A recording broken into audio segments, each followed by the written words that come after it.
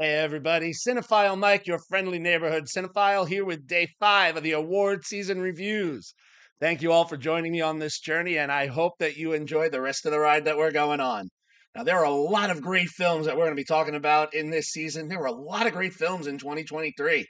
Even with that strike as a factor, we still got a lot of really good stuff.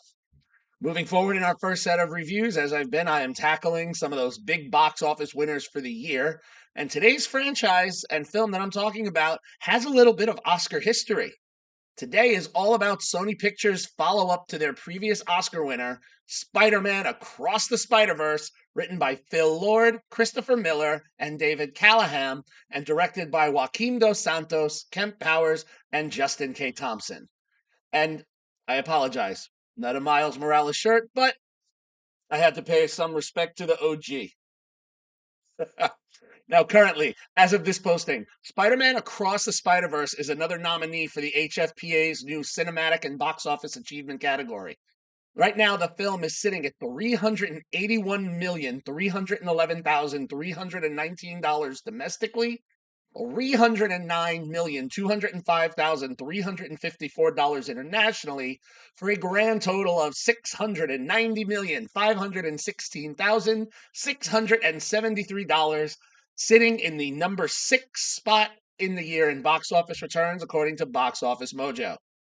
So, Across the Spider-Verse, we open not with an automatic continuation of 2018's Oscar-winning Into the Spider-Verse, but we get the backstory of Gwen Stacy, our Spider-Woman, sharing a bit more about her life that we didn't learn in the first film. And also, these events are the driving factor that will lead her to join the Society, an organization where hundreds of Spider people work together primarily to stop canon events. Now, the Society is led by Miguel O'Hara, who comics readers know as Spider-Man 2099. Now, for the uninformed, these canon events that I reference are those events that occur in opposition to what is to be and lead to one of these many multiverses to suffer.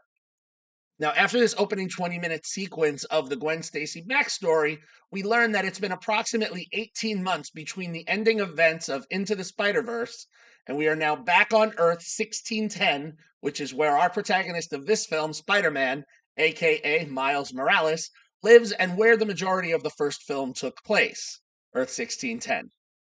Now we see that he has a new and improved suit, and he is about to face off against his self-identified greatest nemesis, the Spot. Now, while the Spot at first seems kind of a villain of the week, or maybe not even as much, and insert the referential humor there, we see that this is not the case, and he will actually cause major ramifications across the Spider-Verse. Sorry. So these events bring Gwen back to Miles. Against orders from the Society, Gwen goes to visit Miles Morales, which then leads to him, even though he shouldn't, he secretly follows her back to the Society, where he now becomes entwined in a very much larger than him plot that addresses multiple canon events and even more collapsing universes. Now, without giving away any major spoilers, this will lead to the events that unroll over the remaining portions of the film. Now, here's the thing that's unique about this film. At 2 hours and 14 minutes, not including the end credits, this film moves at a very crisp pace. And the story is very engaging. And while they introduce a very large number of new spider people, it's very easy to keep track of them. The story unfolds and engages the viewer in this tale when it gets to its conclusion. And we know that it's common knowledge that we are at some point getting a Beyond the Spider-Verse film. Though as a result of the writer's strike, it has been postponed indefinitely. As of this recording, we had a date, it's now been pushed. But what was great about Across the Spider-Verse is you're truly left with wanting more. They ended on such an incredible cliffhanger that not only really calls back the first film, but is a true climax to what we spent the last 2 hours watching. And the animation is just as sharp, if not more impressive than the first film. To that end, there's a very good chance that this lands in the best animated feature categories throughout the season. Now, whether it is a lock to win on the big night, now that remains to be seen. While there have been several animated sequels that have gone on to win the Oscar, I mean, I'm sorry. While there have been many that have been nominated for the Oscar, we've only really had two wins where animated sequels won, which were Toy Stories 3 and 4. But this film was just recently recognized with the award for Best Animated Film for 2023 as per the National Board of Review. So that does kind of help its chances. Now, aside from this, it's likely no other categories would happen other than animated feature. I do want to say, and it is eligible, given the animation and the way they created these worlds, this one would I would almost argue could deserve a cinematography nomination. I mean, we'll wait and see if that's a possibility. It's eligible, all films are, but animated films in a cinematography category, not something we've seen. All in all, Spider Man Across the Spider Verse is a 4 out of 5 stars for me.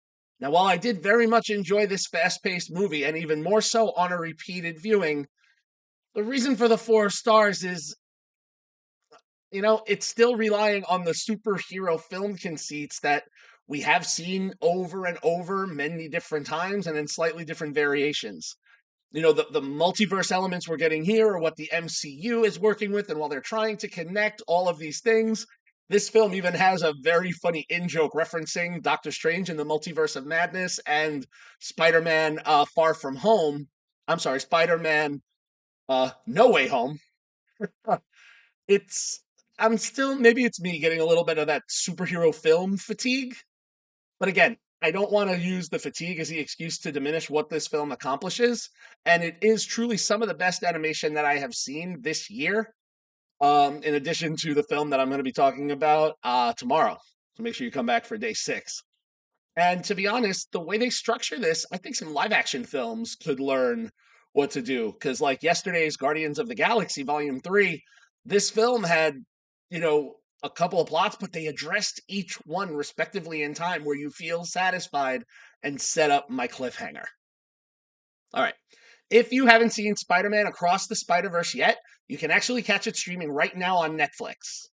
As always, thank you so much for joining me today. And if you like what you heard here, please click and subscribe and follow the channel. Click that bell, get those alerts for each day as the new ones post. And make sure you just come along for all the award season goodness. We are just getting started. Follow me, Cinephile Mike, on all social media platforms and compare film reviews with me on Letterboxd. All right, all those links, if you need them, they are available in the bio below. See everyone tomorrow for day 6, where we look to see if fire and water can in fact mix. Until then, this is Cinephile Mike saying, take a break and watch something new.